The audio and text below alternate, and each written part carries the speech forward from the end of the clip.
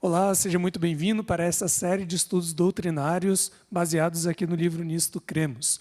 Nós estamos aqui estudando as 10 primeiras doutrinas com um foco central na capacitação para a prova de liderança do MDA. Você é muito bem-vindo para estudar e conhecer um pouco mais sobre as doutrinas da Igreja Adventista do Sétimo Dia. Como de costume, eu te lembro de duas informações antes de iniciarmos. A primeira delas é que a Igreja Adventista não tem nenhuma prerrogativa de infabilidade ou inerrância. Tudo que nós temos aqui é o status atual dessas crenças, que podem ser discutidas, avaliadas, a Igreja entende assim. Contudo, neste momento, nós não vamos discuti-las ou avaliá-las. Nós vamos apenas expô-las conforme estão registradas aqui no livro Nisto Cremos. Eu te lembro que, como de costume, primeiro lerei o voto tomado ali pela Congregação Adventista do Sétimo Dia, a partir de seus representantes, e logo depois estarei expondo essa visão que um grupo de teólogos, um colegiado de teólogos, conseguiu assim discutir a partir de alguns preceitos indicados nesse voto. Nós estaremos estudando agora a doutrina de número 9, vida, morte e ressurreição de Cristo, e o voto diz o seguinte, lido na íntegra.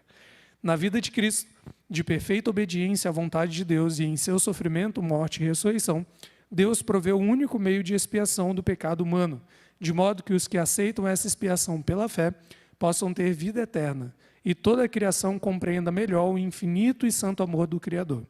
Essa expiação perfeita vindica a justiça de Deus e a benignidade de seu caráter, pois ela não somente condena o nosso pecado, mas também garante o nosso perdão.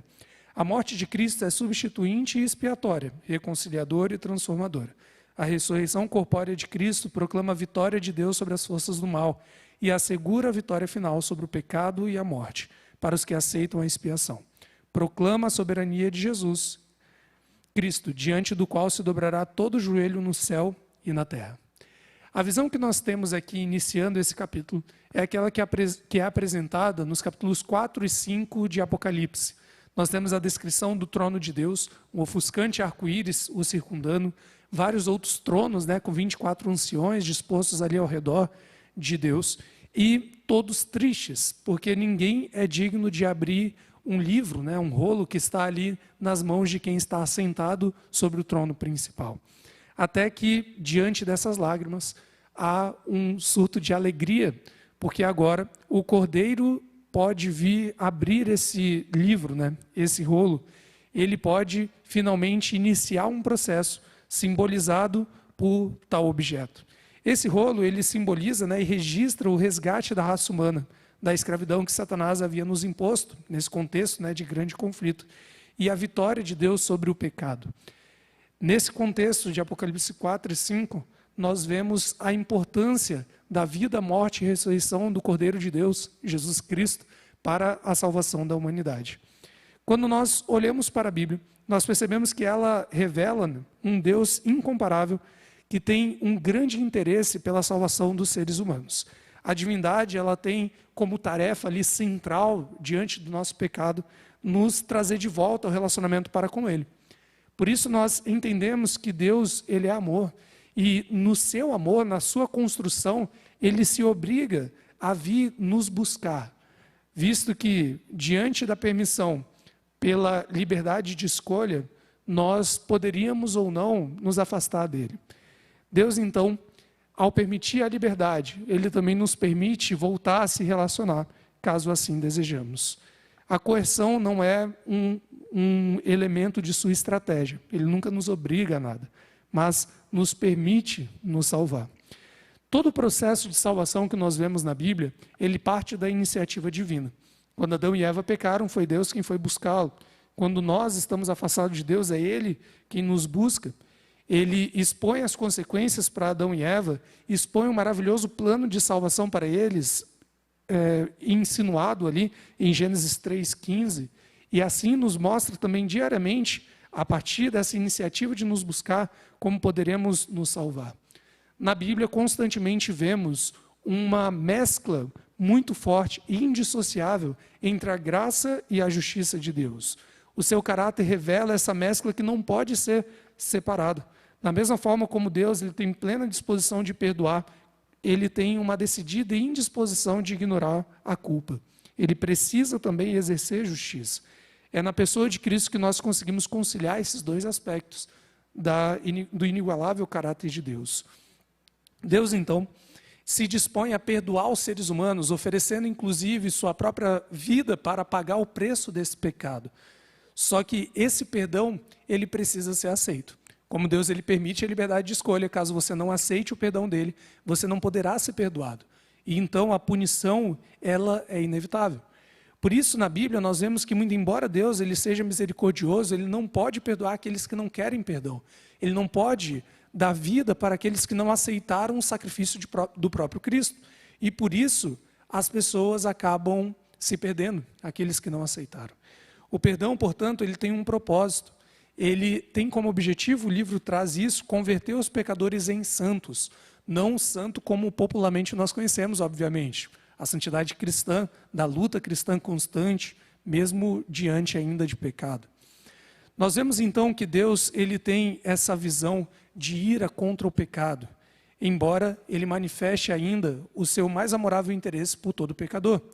A transgressão original e toda aquela derivada dessa primeira acaba fazendo com que nós nos afastemos de Deus. Nós mantemos uma inimizade com Deus e por isso nós merecemos inclusive o seu desprazer. Em razão dessa separação nós estamos sujeitos à morte. E essa morte, ela será ali aplicada, caso não aceitemos a sua misericórdia em oferecer o perdão. O ser humano, portanto, ele tem em sua liberdade a opção de responder a essa oferta de perdão de Deus. Você pode responder de forma positiva ou negativa. Contudo, a própria Bíblia apresenta que mesmo a resposta humana diante disso é conduzida através do Espírito Santo e está sediada em Deus. Esse é um ponto muito interessante. Mesmo que essa escolha seja nossa, você apenas tem conhecimento do pecado, da justiça, do juízo, e você só consegue se aproximar de Deus porque Deus ele faz essa obra em você. Você precisa aceitar inicialmente que Ele faça essa obra, mas depois é Ele que vai fazer, conduzindo o nosso arrependimento. Olhando então para Cristo e pensando a respeito do ministério de reconciliação que está nele, nós vemos que as boas novas, o Evangelho, ele se concentra nessa realidade, que Cristo reconciliou Deus com o mundo, né? Ou o mundo consigo mesmo. Nós precisamos entender, contudo, que o processo vai reconciliar os pecadores para com Deus, e não o contrário. Ele não rebaixa Deus até os pecadores, e sim ele eleva os pecadores até Deus. Obviamente nunca chegando à igualdade da divindade, mas ele eleva até ele. O que mostra, né, essa condescendência divina também de permitir isso acontecer. Foi Deus, portanto, quem tomou a iniciativa de restaurar, e ele constantemente executa esse processo. Processo que na Bíblia é designado pelo termo expiação, que significa exatamente esse processo de reconciliação, de busca por renovar esse relacionamento que for ali estremecido por intermédio do pecado. Nos serviços do santuário isso fica muito claro. Fica claro como a expiação envolvia não apenas a morte, para pagar o preço, né, do pecado, da separação, mas também todo o ministério sacerdotal, todo o processo de reaproximação. Por isso, quando nós falamos de Jesus, nós precisamos entender que, muito embora a sua morte ela seja ali um ponto central, né, de sua ação para conosco, pagando o preço da nossa punição, nós também precisamos entender que a sua própria vida, tanto antes quanto depois no céu, seu próprio ministério, é essencial também para essa reconciliação entre nós e Deus. A doutrina da expiação, portanto, ela envolve dois aspectos. Tanto o aspecto do ato salvador de Cristo, a sua morte, né, que nos entregou, isso de forma objetiva, ou seja, para todos no geral, quanto o aspecto subjetivo, individual, em que cada pessoa faz com que o ato de Cristo, a sua ação de salvação, seja uma realidade para a vida de cada um. Isso acontece por intermédio do Espírito Santo, né, de sua ação. E vai estar acontecendo para cada indivíduo que escolher. Entendeu essa diferença? Jesus morreu por todos, de forma objetiva. Só que há esse processo e há o processo do nosso acesso, da nossa busca por essa salvação. E aí acontece de forma individual. Cada um precisa escolher aceitar. Essa é a ideia. Quando nós olhamos, então, na sequência, né, a respeito do sacrifício de fato de Cristo, percebemos que a vinda de Cristo foi um ponto ali de mudança para a história humana. O ser humano estava ali sentenciado à morte, e muito embora os pecados continuem registrados ali nos livros celestiais, nós agora não mais somos vistos como alguém que está em guerra contra Deus. Deus não considera, inclusive, esses pecados que foram ali cobertos pelo sangue de Cristo, quando no momento ali do juízo, né? Não significa, com isso, né, que Deus ele desistiu de aplicar uma punição, mas sim que Deus ele já pagou essa punição e ele entrega para nós o perdão. É mais ou menos essa a ideia. A morte de Cristo, portanto, ela se mostra como uma necessidade nesse contexto, uma necessidade moral e legal, inclusive. Isso porque o pecado ele precisa ser levado a julgamento. E Deus, então, se dispõe a dizer o seguinte: ao invés do ser humano pagar o preço do pecado, eu mesmo vou, no meu alto sacrifício, entregar a minha vida e pagar esse preço, né? Contudo, volto àquele ponto. Se você não decidir aceitar, você não poderá receber o perdão. Jesus ele morre por todos, mas cada um precisa aceitar para que essa morte seja uma realidade para a sua vida. Eu sempre uso essa linguagem. Quando chegarmos no dia do julgamento, Deus vai julgar todos nós e a sentença será uma só: culpado. Porque todos nós somos culpados perante Deus, todos pecamos. A diferença será ali no cumprimento da sentença, entre aquele que não precisará cumprir a sentença porque Cristo cumpriu no seu lugar e ele aceitou esse sacrifício, ou aquele que não aceitou. E nessa rejeição precisará cumprir a sua sentença como pecador. A cruz, portanto, é uma demonstração tanto da misericórdia de Deus quanto da justiça divina.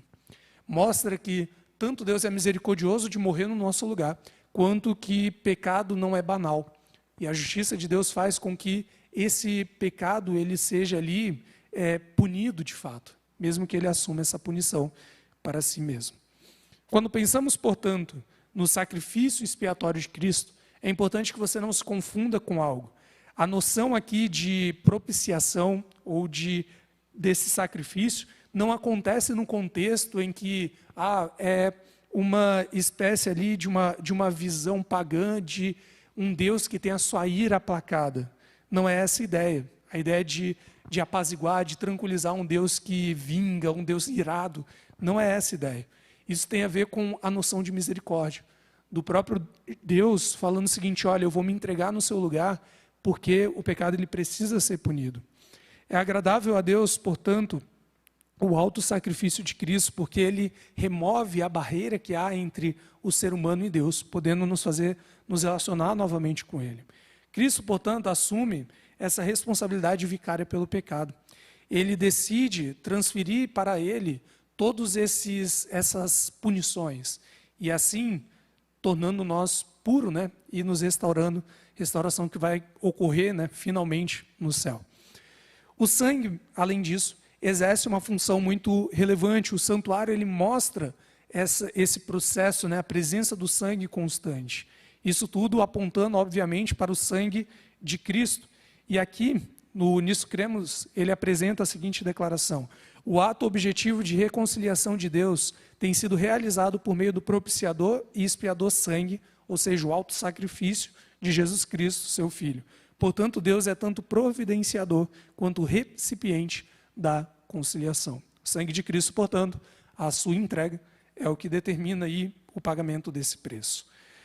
Falando ainda a respeito da vida, morte e ressurreição de Cristo, né, precisamos entender que Cristo exerce uma função de resgate muito claro na Bíblia.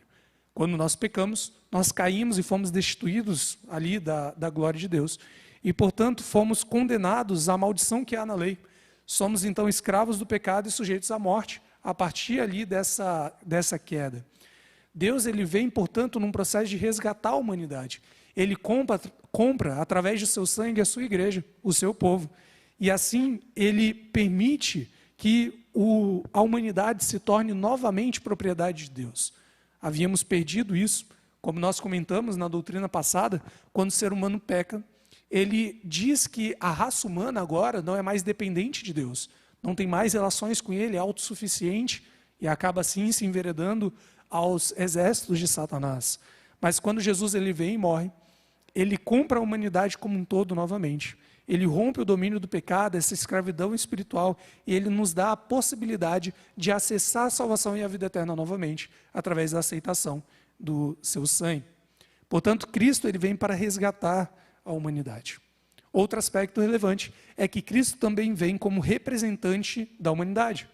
Tanto Adão quanto Jesus foram representantes humanos, né? Adão junto com Eva ali, Jesus sozinho. Lá em 1 Coríntios 15 nós temos essa descrição muito boa. Romanos também temos essa descrição de Paulo. Eles representam toda a humanidade. Quando nós nascemos no nosso nascimento natural, nós colhemos os frutos das ações de Adão. E, portanto, somos sujeitos ao pecado. Só que quando nós temos nosso nascimento espiritual, nós colhemos os frutos das ações e da vida de Jesus. E assim podemos receber os benefícios de seu sacrifício e de uma vida cristã em proximidade com Deus. A rebelião de Adão, portanto, resultou em pecado, condenação e morte para todos. Cristo inverte essa tendência. Ele se torna o representante da humanidade. Ele providencia libertação. E ele pode substituir quem nós somos, né, para algo mais próximo de quem ele é. A morte que Cristo experimentou em favor de todos, portanto, foi aquela segunda morte, a sentença final que seria dada a nós. E que agora nós temos a oportunidade de não passar por ela e de viver eternamente. Basta você aceitar. Quando nós olhamos ainda para o aspecto que relaciona a vida de Cristo e a salvação, nós vemos que ambas, tanto a vida quanto a morte de Jesus, contribuem para a nossa salvação. Não apenas o seu sacrifício, mas a sua vida também. A vida dele nos apresenta e compartilha conosco um grande dom, nos mostrando como nós devemos viver como pecadores arrependidos. Nós precisamos, portanto, nos tornar também justos, em busca por alcançar a semelhança de Cristo, mesmo que só alcançaremos uma semelhança maior na eternidade. Nós precisamos buscar isso também. A vida de Cristo, de completa obediência, deve ser um modelo para nós, um modelo que em sua essência é inalcançável, porque Cristo é Cristo, mas que nós devemos todos os dias buscar ser igual e parecido com Ele. Aqui o livro traz a parábola das vestes festivas, né, ou festivais, lá em Mateus 22, que é muito boa para representar isso.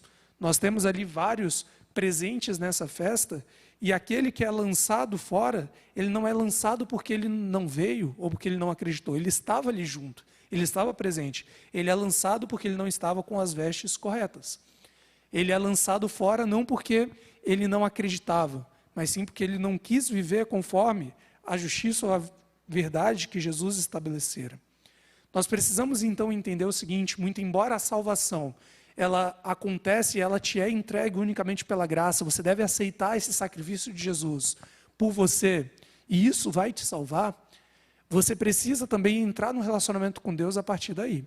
E é o que nós vemos no geral. Nós precisamos nos relacionar com Cristo e buscar que sua justiça seja uma realidade na nossa vida, e a gente viver mais parecido ali com Ele. A vida de Cristo na terra, portanto, é uma inspiração, um modelo para nós de como viver. Um modelo inalcançável, mas algo que a gente deve lutar todos os dias para buscar sermos parecidos com Ele, como cristãos que somos. Aqueles, portanto, que se submetem ao poder de Deus, eles não necessitam continuar vivendo em pecado. Você tem essa declaração aqui no Nisto Cremos. Isso tem que ficar claro na sua mente. A partir do momento que você se submete ao poder de Deus, você não precisa viver em pecado. Atos pecaminosos você cometerá, mas você não precisará viver em pecado constante. A vida de Cristo, portanto, nos dá a certeza de que podemos viver vitoriosamente, mesmo que eventualmente falhemos. Teremos advogado junto ao Pai, como João vai dizer, mas ainda assim precisamos viver de forma vitoriosa, ao lado de Deus. A ressurreição de Cristo, portanto, ela se relaciona também com o processo de salvação. Paulo ele vai dizer, né, que se Cristo não ressuscitou, é vã a nossa pregação e vã a nossa fé. Nós temos aí a descrição bíblica de que Cristo ressuscitou em corpo, né, fisicamente, como Deus homem ainda. E essa ressurreição, ela transformou todos os que estavam ali presentes na igreja cristã primitiva. Isso mudou o curso da história. A ressurreição, portanto, que não pode nunca ser separada também da crucifixão, da morte de Cristo, ela se torna o ponto central de sua missão. O todo junto, vida, morte e ressurreição de Cristo. Nós precisamos entender, então, a centralidade disso, porque se Cristo não ressuscitou, é vã a nossa fé. Não adianta de nada viver já que Jesus não conseguiu ressuscitar e, portanto, não haveria ressurreição para nós. O ministério de Cristo, portanto, acha-se enraizado em sua morte e ressurreição. Embora o sacrifício expiatório de Cristo, eu leio na íntegra, fosse suficiente e completo, sem a ressurreição não poderíamos ter a certeza de que Cristo havia concluído vitoriosamente sua divina missão sobre a terra. O sacrifício foi suficiente para pagar o preço, mas a sua ressurreição nos dá a certeza de que também ressuscitaremos e de que poderemos vencer a segunda morte. Os resultados do ministério salvador de Cristo estão ali envolvidos tanto com a raça humana quanto com o universo como um todo. Nós já falamos um pouco a respeito disso, que a ação de Cristo aqui na Terra e o grande conflito que nós vivemos não envolve apenas a nós, mas sim a humanidade e todo o universo, toda a criação de Deus. Primeiro percebemos que há uma reconciliação por todo o universo. Então Deus ele reconcilia a raça humana caída e a partir daqui também vindica a lei de Deus, mostra que a lei de Deus não é arbitrária conforme as insinuações de Satanás, mostra que a rebeldia de Satanás ela não estava correta e mostra que as demandas da lei de Deus elas são justas e boas. Nós notamos então que ao mesmo tempo que Jesus ele justifica os pecadores através de sua graça e misericórdia, ele também satisfaz as demandas da lei de Deus e mostra a sua necessidade. Aqui surge aquele conceito de justificação que nós já falamos antes. A reconciliação ele torna efetivo, então, esse perdão para nós, nos torna justos e nós temos como fruto isso uma imediata paz com Deus. Não mais somos objetos da ira de Deus ou de sua punição. Nós somos objetos agora do favor de Deus, já que somos justificados por aceitar o sacrifício de Cristo. A vida, morte e ressurreição de Cristo nos atesta também a futilidade da salvação pelas obras. É inútil essa ideia, é fútil, é vazia. Nós vemos que os esforços humanos são como se fosse nada, trapos de imundície, vai ser dito ali na Bíblia, perante Deus. As obras da lei não podem fazer nada para nos salvar ou para nos justificar. Jesus nos justifica mediante a fé, a partir da graça que Ele nos concede. E é a partir dessa gratidão que a vida cristã começa. E a vida cristã sim envolve a questão de nos tornarmos justos também. Processo de santificação, né? Nos tornarmos mais parecidos com Deus e imitar a sua vontade. Mesmo que nós não consigamos ser perfeitos aqui na terra apenas na restauração. Nós precisamos buscar ser assim. Porque é a partir desse momento que nós aceitamos o sacrifício de Cristo, nós somos colocados em um novo relacionamento com Deus. A perfeita vida de obediência de Cristo, sua justiça e sua morte, portanto, nos são dadas como dons. Somos convidados a obedecer como Ele obedeceu, a viver como Ele viveu e a realmente exercer um cristianismo, mesmo que nunca cheguemos ao nosso modelo, né, ao nosso objetivo maior, que é Cristo. Nós precisamos cada dia mais parecer com Ele. A nossa vida será transformada, portanto, quando nós olhamos para a cruz do Calvário, quando olhamos para a vida de Cristo e a sua ressurreição. Tudo isso, finalmente, deve aparecer para você como a maior motivação para a sua ação missionária. Qualquer cristão que entende isso, que Jesus ele veio, viveu uma vida maravilhosa aqui na terra, nos ensinou sobre bondade, cuidado para com o outro, amor para com toda a humanidade. Jesus, depois de ter vivido isso, ainda ofereceu a sua vida por nós para pagar o preço do pecado que eu e você cometemos. Depois de entender que Jesus ressuscitou para nos permitir ressuscitar, de entender que Ele nos oferece a salvação de graça, que você não precisa ou poderia fazer nada para aceitar. Depois de entender que a partir daí precisamos viver uma vida cristã, parecendo com Ele, buscando a Ele como modelo, é natural que você olhe para isso e fale, eu quero contar para todo mundo. Especialmente para aquele que eu amo. Eu tenho prazer de repassar aos outros esse comovente apelo do Evangelho de aceitar Jesus. Que Deus te abençoe. Nós nos vemos então para a nossa última doutrina a respeito dessa primeira etapa da prova de liderança do MDA, falando a respeito da experiência da salvação. Fique com Deus.